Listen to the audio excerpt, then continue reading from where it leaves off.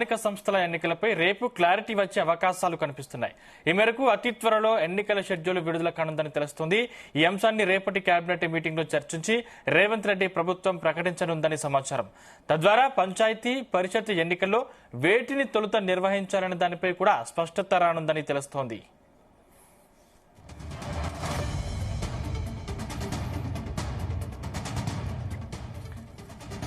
Right, ఇదే అంశానికి సంబంధించిన మరిన్ని డీటెయిల్స్ మా చీఫ్ న్యూస్ కోఆర్డినేటర్ రాధాకృష్ణ అందిస్తారు. రాధాకృష్ణ. Good morning Sandeep. 2 రోజులుగా తెలంగాణకు సంబంధించి స్థానిక సంస్థల ఎన్నికలపై రకరకాల ప్రచారాలు జరుగుతున్నాయి. సో నేడో రేపో నోటిఫికేషన్ వస్తుందని చెప్పేసి పెద్ద ఎత్తున ప్రచారం జరిగింది. అయితే ఇప్పుడు రేపు మొత్తంగా కూడా ఈ స్థానిక సంస్థల ఎన్నికలకు సంబంధించి ఒక స్పష్టత వచ్చే అవకాశం కనబడతా ఉంది. రేపు రాష్ట్ర ప్రభుత్వ కేబినెట్ ఉంది. రేపు మధ్యాహ్నం 3 గంటలకు ఈ కేబినెట్ భేటీ ఉంటుంది. సో ఈ కేబినెట్ భేటీలో స్థానిక సంస్థల ఎన్నికలపై సుదీర్ఘంగా చర్చించే అవకాశం ఉంది. ఎన్నికలను ఎప్పుడు నిర్వహించాలి, ముందుగా ఏ ఎన్నికలు నిర్వహించాలి, పంచాయతీ ఎన్నికల లేకపోతే మున్సిపల్ ఎన్నికల, జిల్లా పరిషత్, ఇవన్నీ కూడా రేపు చర్చకు వచ్చే అవకాశం కనబడతా ఉంది. సో ఇటీవలనే ఢిల్లీ పర్యటన ముగించుకుని వస్తున్న క్రమంలో సీఎం రేవంత్ రెడ్డి ఈ కేబినెట్ భేటీ ఉంటుందని చెప్పేసి ప్రకటించారు. సో కేబినెట్ భేటీ అనంతరం స్థానిక సంస్థల ఎన్నికలపై ఒక స్పష్టమైన ప్రకటన వెలువడే అవకాశం కనపడుతోంది.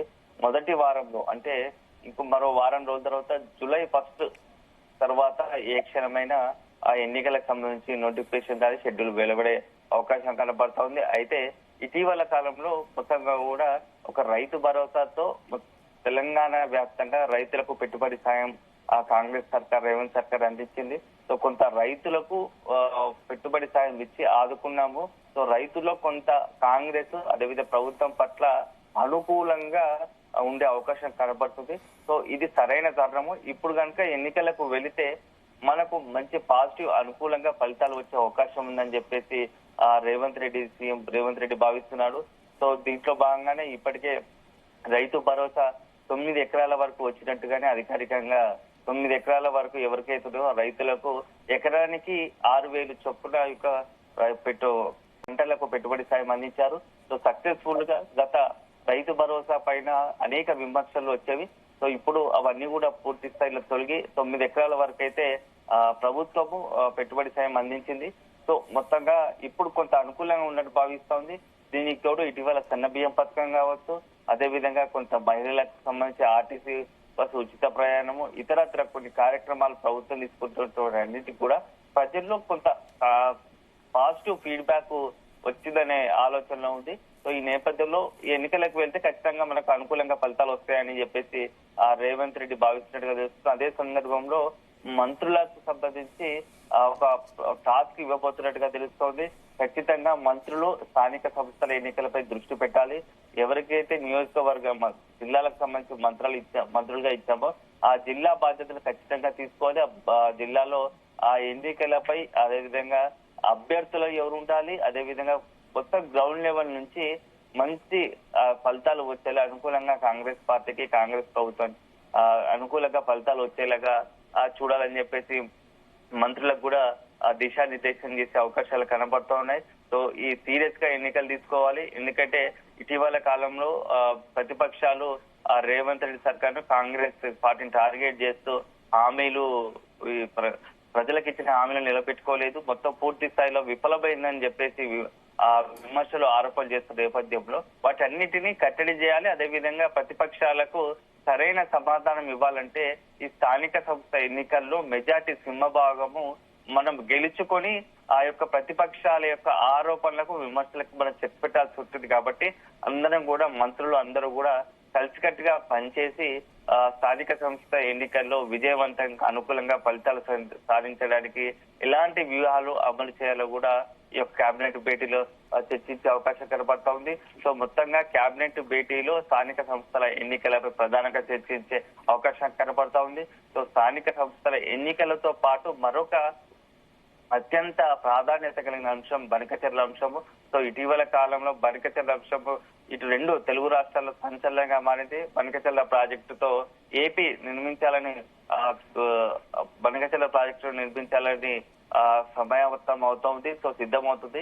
అదే కనుక జరిగితే తెలంగాణకు సంబంధించినటువంటి మొత్తం గోదావరి జలాల వాడకంలో కావచ్చు తెలంగాణకు తీవ్రంగా నష్టం జరిగే అవకాశం ఉంటుందని చెప్పేసి ఇప్పటికే తెలంగాణ ప్రభుత్వం కూడా భావించింది. సీఎం రేవంత్ రెడ్డి అదే ఉత్తమ్ కుమార్ రెడ్డి కూడా ఢిల్లీకి వెళ్లి కేంద్ర మంత్రి సిఆర్ పాటిల్ని కలిసి బనకచెర్ల ప్రాజెక్టును మీరు అనుమతులు ఇవ్వకండి, వాటిని వెంటనే నిలిపివేయండి, ఎందుకంటే ఆ ప్రాజెక్టు నిర్మిస్తే తెలంగాణకు తీవ్రంగా నష్టం జరుగుతూ ఉంది. సో ఇప్పటికే తెలంగాణలో నీళ్లు నిధులు మొత్తంగా కూడా నియామకాల కోసం ఉద్యమం జరిగింది. సో అలాంటి తరుణంలో ప్రత్యేక రాష్ట్రం ఏర్పడిన తర్వాత కూడా ఇట్లాంటి ప్రాజెక్టు నిర్మించి తెలంగాణకు అన్యాయం చేయకండి, తెలంగాణ హక్కులను కాపాడుకునే విధంగా తెలంగాణకు ఇబ్బంది నష్టం జరగకుండా ఉండే విధంగా ఈ యొక్క నీటికి సంబంధించి నీటి పంపకాలు ఉండాల్సిందే. ఎట్లయినా ఎగువ ఉన్న రాష్ట్రాలకు సంబంధించి ప్రాజెక్టులు కడితే దిగువ ఉన్నటువంటి తెలంగాణ లాంటి రాష్ట్రాల పరిస్థితి ఏం కావాలి? ఖచ్చితంగా ఇది అన్యాయం జరుగుతుంది, ఎట్టి పరిస్థితుల్లో మేము ఒప్పుకోము. ఖచ్చితంగా ఈ అనుమతుల విషయంలో కావచ్చు, ఈ యొక్క బనకచెర్ల ప్రాజెక్టు నిర్మించడంలో ఏపీని కట్టడి చేయాల్సిందిగా ఇప్పటికే కేంద్రాన్ని కోరారు. సో ఈ నేపథ్యంలో బనకచెర్ల ప్రాజెక్టు పై కూడా నెక్స్ట్ ఏం చేయాలి, ఏపీ కనుక ముందుకు వెళ్తే మన వ్యూహం ఎలా ఉండాలి, తెలంగాణ ప్రభుత్వంగా తెలంగాణ ప్రజల హక్కులు కాపాడుకునే విధంగా ఏ విధంగా ముందుకు వెళ్లాల్సి ఉంటుందనే దానిపైన కూడా ఈ యొక్క కేబినెట్ భేటీలో చర్చించే అవకాశం ఉంది. ఎందుకంటే ఇప్పటికే అవసరమైతే ఏపీతో చర్చించడానికి సిద్ధంగా ఉన్నానంటే రేవంత్ రెడ్డి ప్రకటించారు. సో సీఎం చంద్రబాబుతో చర్చించడానికి సిద్ధంగా ఉన్నానని చెప్పి ప్రకటించిన నేపథ్యంలో వీలు బట్టి ఒక సీఎం రేవంత్ రెడ్డి ఆధ్వర్యంలోని ఒక టీము మంత్రులుగా ఉత్తమ్ కుమార్ రెడ్డి, ఇతరత్ర సీనియర్ మంత్రులు శ్రీధర్ బాబు లాంటి వాళ్ళందరూ కలిసి ఆ ఏపీ సీఎం చంద్రబాబుతో భేటీ అయి బనకచెర్ల ప్రాజెక్టు విషయంలో చర్చించే అవకాశం లేకపోలేదని కూడా మనకు సమాచారం అందుతోంది. ఒకవేళ సీఎం రేవంత్ రెడ్డి లేకుంటే క్యాబినెట్ ఒక ప్రత్యేకంగా ఒక 3-4 మంత్రులతో సీనియర్ మంత్రులను కలుపుకొని సాగునీటి శాఖ మంత్రి ఉత్తమ్ కుమార్ రెడ్డి ఆధ్వర్యంలోనే 3-4 మంత్రులకు కలిసి చంద్రబాబుతో చెప్పి చంద్రబాబుతో మాట్లాడే అవకాశమా, లేదంటే స్వయాన సీఎంఏ రేవంత్ రెడ్డి రంగంలో దిగి చంద్రబాబుతో మాట్లాడి బనకచెర్ల ప్రాజెక్టు విషయంలో ఒక స్పష్టత తీసుకునే విధంగా అడుగులు వేయాలని దానిపైన కూడా చర్చించే అవకాశం కనబడుతోంది. ఏ నిర్ణయం తీసుకున్నా తెలంగాణ ప్రజలకు తెలంగాణకు నష్టం జరగకుండా ఉండాలనేదే తమ అభిప్రాయం అని చెప్పేసి ప్రభుత్వం చెప్తా ఉంది.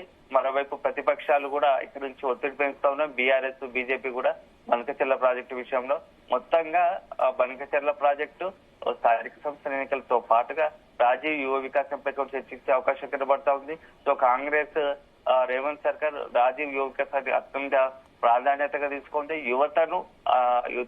యువతకు ఉపాధి అవకాశాలు కల్పించాలనే ఒక లక్ష్యంతో ఈ యొక్క యువ వికాసం తీసుకొచ్చింది. ఒక్కొక్కరికి ఎవరైతే అర్హులు ఉంటారో, నిరుద్యోగులు ఉంటారో వారి ఉపాధి అవకాశాల కోసం ₹1,00,000 సంబంధించి ₹1,00,000 వరకు ఇవ్వాలనే ఒక ఆలోచన ఉంది.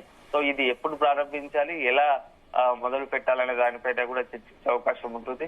సో మొత్తంగా కేబినెట్ భేటీలో చాలా ప్రాధాన్యత కూడుకుంది. అనేక విషయాలు దీంతో పాటుగా తాజా రాజకీయ పరిణామాలపై కూడా కేబినెట్ లో చర్చించే అవకాశం కనబడతా ఉంది. కాళేశ్వరం కమిషన్ సంబంధించి ఏదైతే విచారణ చేసిందో కాళేశ్వరం కమిషన్ సంబంధించి చర్చించబోతోంది. కాళేశ్వరం కమిషన్ ఇప్పటికే ప్రభుత్వానికి లేఖ రాసింది.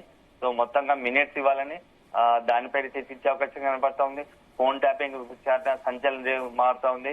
మొత్తంగా కూడా దాదాపు 1000 సంఖ్యలో ఫోన్లు ట్యాప్ అయ్యాయని, అందులో ప్రస్తుతం ఉన్నటువంటి వాళ్ళు కేంద్ర మంత్రులు ఉన్నారు, జడ్జిలు ఉన్నారు, ఇతరత్ర ముఖ్యమంత్రి లాంటి వాళ్ళందరూ ఉన్నారు. కాబట్టి ఈ ఫోన్ ట్యాపింగ్ వ్యవహారంలో రాష్ట్ర ప్రభుత్వంగా ఎలా ముందుకు వెళ్ళాలి అనే దానిపైన కూడా చర్చించే అవకాశం కనబడతా ఉంది.